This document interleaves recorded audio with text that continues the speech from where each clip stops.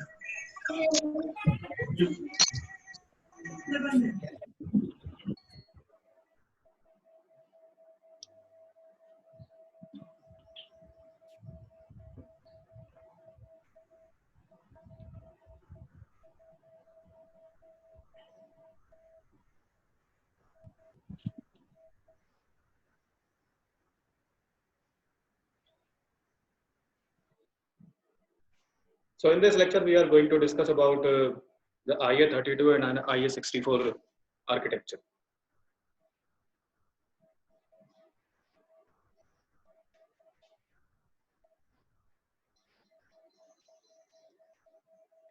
See, there are lots of improvement in the architecture of IA32 and IA64. Basically, IA32 is 32-bit family of microprocessors, and IA64 is a 64-bit family of microprocessors. It isn't a single processor, uh, just like 8086 microprocessor.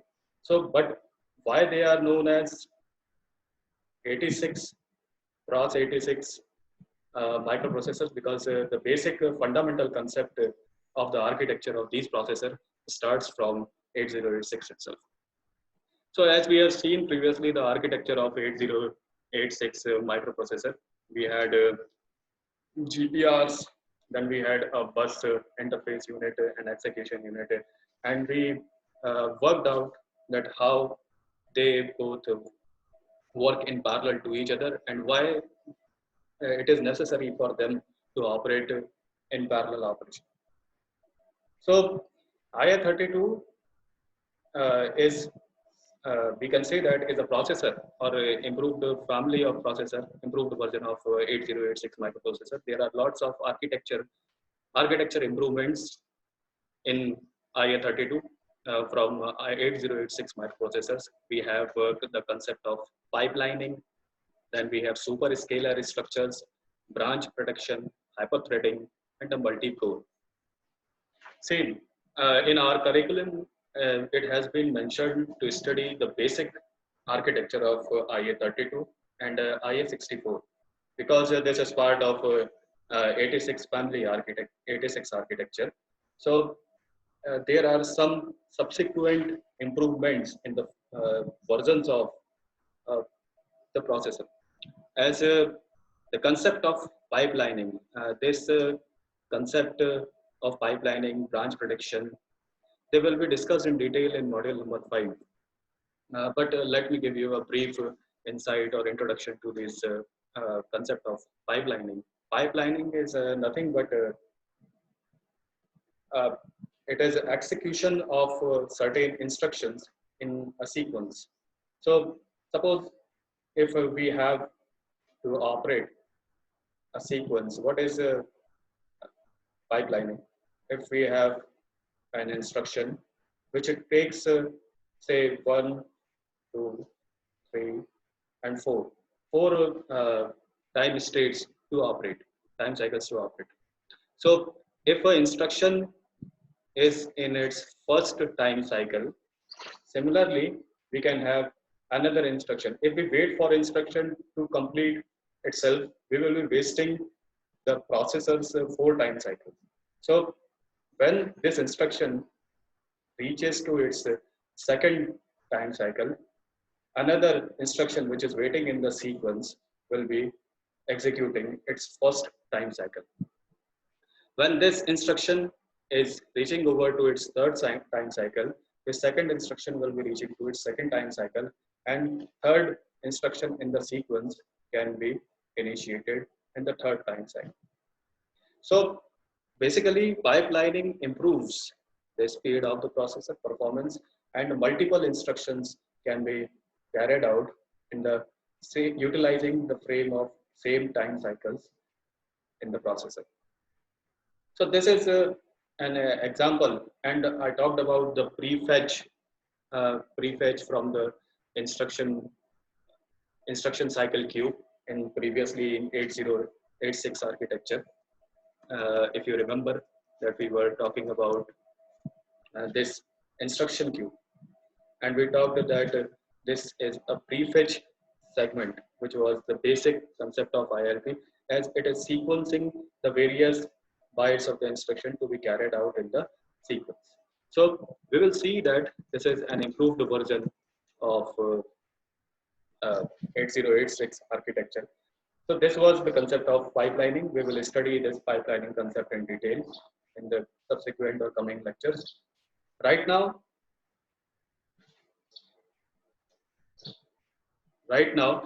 we have superscalar structures also. So this superscalar structure, this is just an improvement of this pipelining concept. Instead of having a single instruction pipelining, we will have two pipelines running in parallel to each other. And this can be explained as, if we have, so in case of instruction first time cycle, so we will have another instruction at the same time cycle in parallelism. If it is operating for its second cycle, this is also operating for its second cycle. But there is another set of instructions to be executed in the sequence.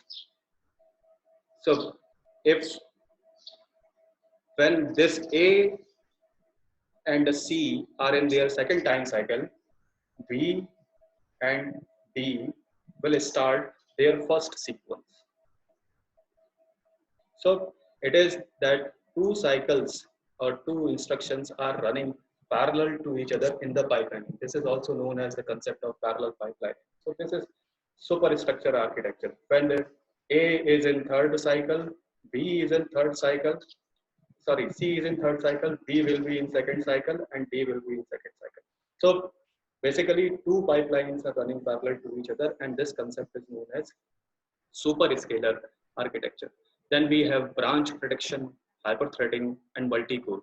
Branch prediction is required when we need to, what is branch prediction? So branch prediction will be, as we can say that branch prediction is nothing but when we need to make the decisions, when decision making is required. Suppose we have any instruction, and at certain point of time, this instruction has to make a decision.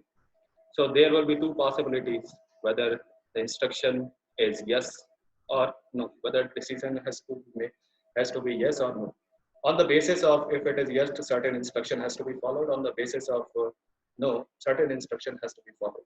So that that is the concept of branch prediction, that it is branching at this point of program execution. So certain instruction has to be fetched out for the, if it is a no, and a certain instruction has to be fetched out for the condition if it is a yes. So branch prediction talks about, we'll talk about this also in the module number 5. But what needs to be emphasized at this point of time, because we will not be discussing this concept in module number 5, but and it has not been mentioned or required in your syllabus, but it's still, let me give you an overview of this concept, hyperthreading. So hyperthreading is a concept in which we can say the two processors. So if this is processor number 1 and if this is processor number 2, so two processors are utilizing the same core. When two processors are utilizing same core, or multiple processors are utilizing same core, this concept is known as hyperthreading. This is hyperthreading. So it is also a resource utilization and improving the speed of the processor. And obviously we have multi cores, which is today's technology, that we have seen that we have i3, i7, i9 processors right now. today's computer systems. So multi-core processor is having multiple cores on the single processor. So we have multiple core. Examples of multiple core are core to duo, dual core, quad core. They are multiple core uh, processors. Can be a IA32 architecture or IA64 architecture. So for programming points of view, there are certain improvements for the application point of view. These are pipelining, superstructure, branch prediction, apathetic, and multi-core. From programmer's point of view, IA32 has not changed substantially, except the introduction of set of high performance instructions. So certain high performance instructions have been introduced in IA32 architecture. Let us, we will see them. So as I have mentioned earlier, that IA32 is not a single processor, but it is a family of processors. So the basic or the first processor to be mentioned in this series is 8086 microprocessor, which was the date introduced in 1978. It had a clock frequency of 8 megahertz and 29K resistor set. Transistors were implemented on this microprocessor. The register sizes was 16-bit and external bus size was also 16-bit. Maximum addressable capacity of 8086 was 1 MB, or as we studied and had a brief introduction that it was having a 20-bit address bus. And having a 20-bit address bus refers to that it can address maximum of 2 raised to the power 20 addresses. So 2 raised to the power 20 addresses can be addressed by this microprocessor, and hence maximum addressing capacity is 1 MB. Then came Intel 286, which was introduced in 1982, improved the clock frequency to 12.5 megahertz, and again a 16-bit register set. But maximum addressing capability was improved to 16 MB. In Intel 486, one important thing to be mentioned was the introduction of cache memory. We had L1 cache of 8 KB, which was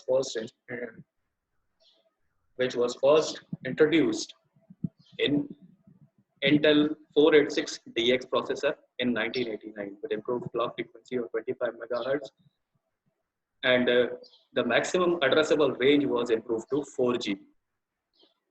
So we will certainly we will study about just the basic architecture, what has been improved in IA32 from 8086 microprocessors. If you want to go into the details, there is RTU has mentioned just a brief overview of these architectures. If you want to go into the details, I will share the Intel manuals for IA32 and IA64. You can refer them and get into the details of this microprocessor. So this is just to show that what are the improvements in subsequent versions of IA32 family of microprocessors.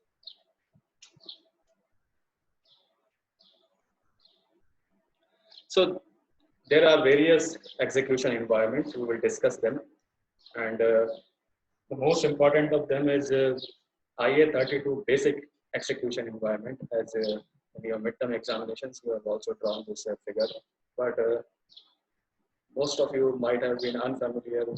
Maybe some of you might have just searched for it or found it, but I hope so. Most of you might have been unaware of this. What is this SNF register? Register. So this is a basic execution environment of IA32 architecture. As starting with the comparison from 8086 microprocessor, we have GPRs. We have 8 GPRs in IA32 architecture. 8 GPR which are of 32 bits. Then we have 16-bit segment registers. In 8086, we had 4 segment registers of 16-bit. If you remember, we have code segment register, data segment register, stack segment register, and extra segment register. Then we have E flag register. In case of 8086, we have a 16-bit flag register. In K, we have an instruction pointer register in 32 bits, and we had an instruction pointer register in case of 8086, which was 16 bits, which was 16 bits. Apart from this, it has addressing capability of 32 bits. So addressing capability of 32 bits is addressing capability of 32 bits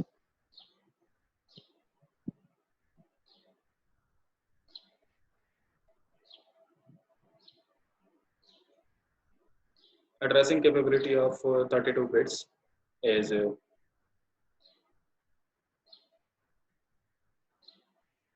mentioned in this case, starting from 0 to 2 raised to the power 31.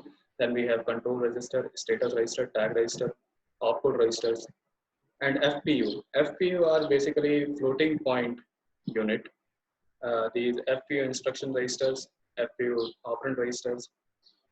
Then we have 864-bit MMX registers. What are MMX registers? MMX register uh, is nothing but it is a single instruction, multiple data instruction set. MMX registers were introduced for single instruction, multiple data instruction set. It is designed by Intel. It is sometimes also abbreviated as multimedia extension. This is also sometimes designated as multimedia extension. Multimedia extension. Or it can also be referred as, it's sometimes referred as matrix math extension. Matrix math extension. So MMX registers and XMM registers. MMX registers are 8 MMX register data at 64 bits. XMM registers are 8 128-bit registers, which are XMM registers. And what are XMM registers? MMX registers deals with integers only. They can deal with integers only. That was the major drawback of MMX registers. But XMM registers were introduced to deal with floating point numbers. The XMM registers were also introduced to deal with floating point numbers. So, what are they? We will see it in the subsequent or the coming slides. So, this was the basic execution environment of IA32 architecture.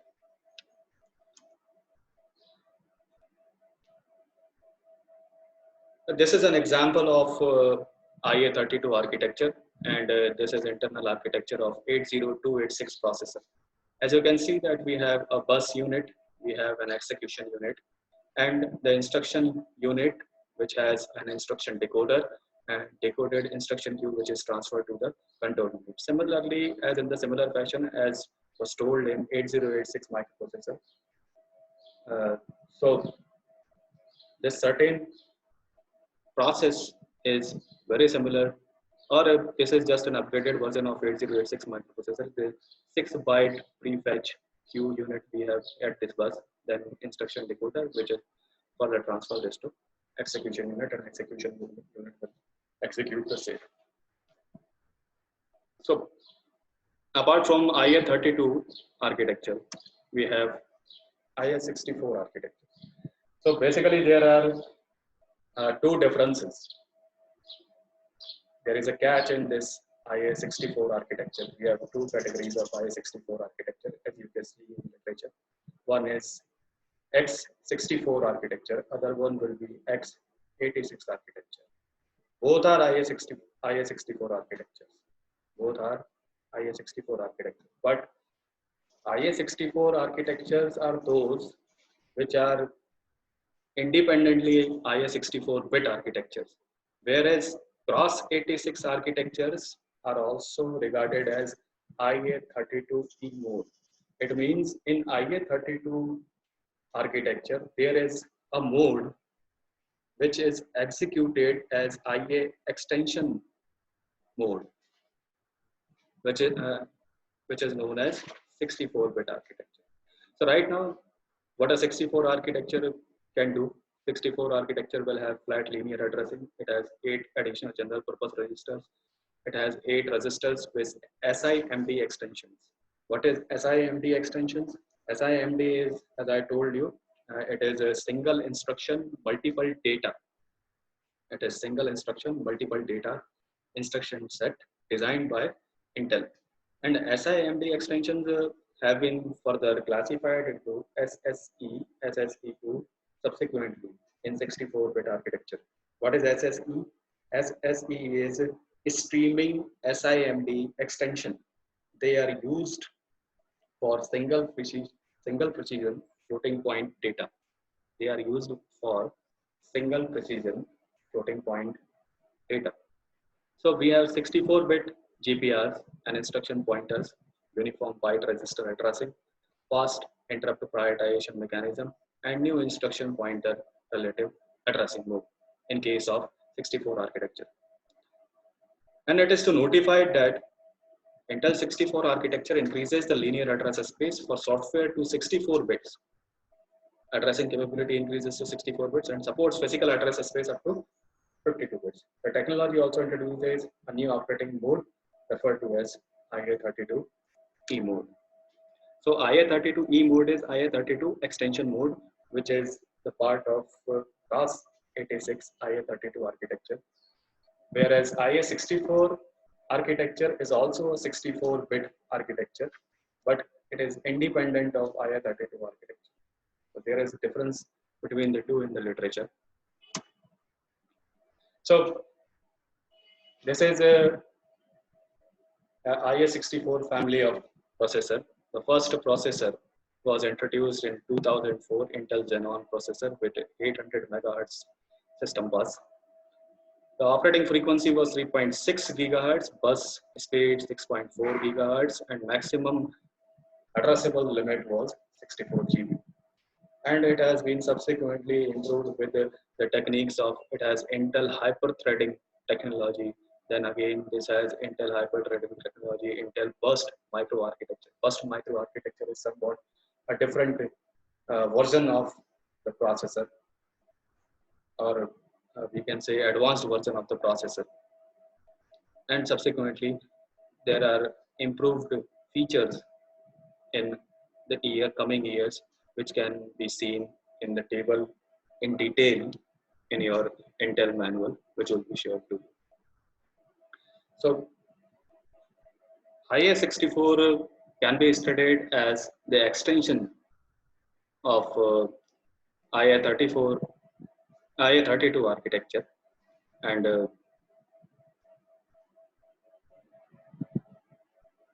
we will study it in extended version only. We are not going to cross 64 architecture. We will just be limited to cross 86 architecture, which is the extended version of Intel IA32. So IA32 or 60-bit execution environment. Now the addressing capability, as you can see, has been extended to 2 raised to the power 64. And we have 16 64-bit GPRs, 16-bit registers, segment registers. Instead of having 4, now we have 16 segment registers, then 64-bit flag registers, then 64-bit instruction pointer register. Again, the similar fashion, we have floating point units of control registers, status registers, tab, etc. Same MMX unit, XMM unit. Now, certain YMM registers, which are also just as the MMX registers, there were some, we were dealing with integers only. Then we have XMM registers, similarly, YMM register to range or to range the limit or to improve the limit of the floating point operations. We have YMM registers instead of XMM registers also, with XMM registers also. It is just an extension. This is an extension. This is an extension.